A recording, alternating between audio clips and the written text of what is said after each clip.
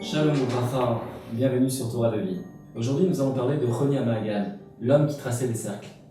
C'est dans les hauteurs d'Israël, du nord d'Israël en Galilée, que Roni HaMa'agal commença une vie tout à fait exemplaire dans le service de Dieu. Roni était un grand érudit qui vivait à l'époque du Second Temple. Il avait une relation très personnelle avec Dieu. Dès qu'il priait, il était exaucé. Un jour, il eut en Israël une longue sécheresse. La terre se craquelait, les rivières étaient pratiquement asséchées, il n'y avait plus d'eau dans les citernes et dans les champs. Tout le monde s'inquiétait.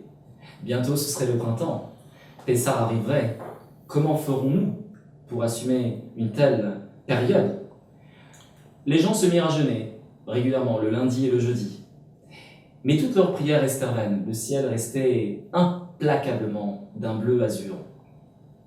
Un jour, finalement le 20 Adar, quelques semaines avant Pessah, on envoya des messagers à Roni en lui disant que la sécheresse était trop forte et qu'il fallait qu'il intervienne.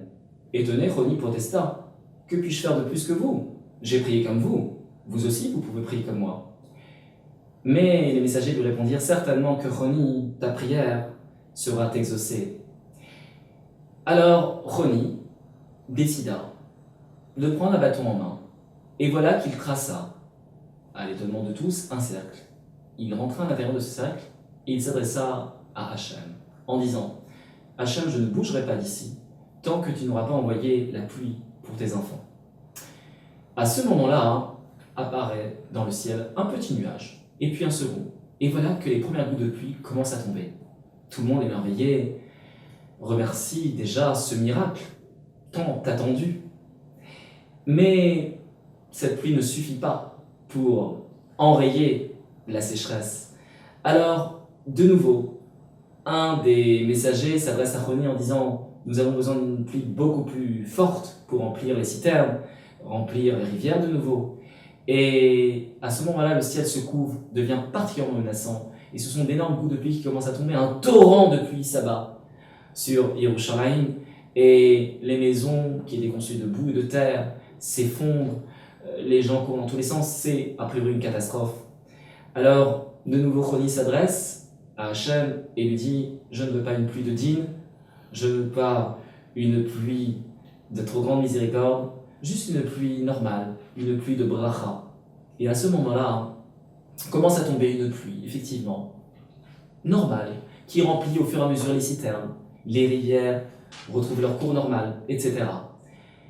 Alors, malgré tout, à ce moment-là, des villageois montent dans les collines de Yerushalayim, craignant que, sauf, après tout, l'eau étant tellement tombée, on va arriver à un moment où ce sera trop.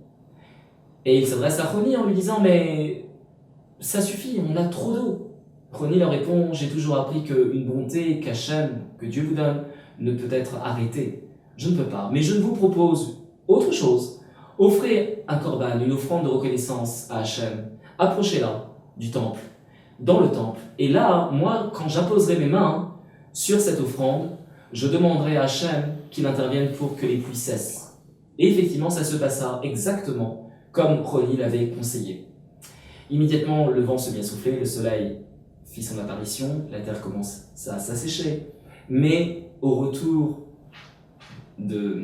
leur retour dans leur maison, les villageois remarquèrent que les champs étaient couverts de champignons, les légumes commençaient à pousser, et Baruch Hashem, Dieu merci, Pessah s'annonçait sous les meilleurs auspices. À cette époque, Rabbi Shimon ben Shattar était à la tête du Sanhedrin, le grand tribunal rabbinique à Yerushalayim. Il envoya une lettre très dure à Roni, en lui disant qu'il méritait, pour avoir parlé tellement insolemment avec Hachem, comme si c'était un simple ami de banc d'école, une punition. Mais que faire si Roni est le bien-aimé d'Hachem, de Dieu, que aussitôt qu'on lui demande de lui amener des amandes ou des figues, ou de lui faire couler un bain, voilà qu'il est exaucé. Roni était effectivement exaucé à la main, comme sur le champ. C'est ainsi que Roni devint célèbre dans toute l'histoire du peuple juif, comme Roni HaMa'agal, le traceur de cercles. De cette histoire, on apprend bien évidemment la force de la tfila, de la prière, que certainement Roni n'avait pas un secret particulier à être exaucé.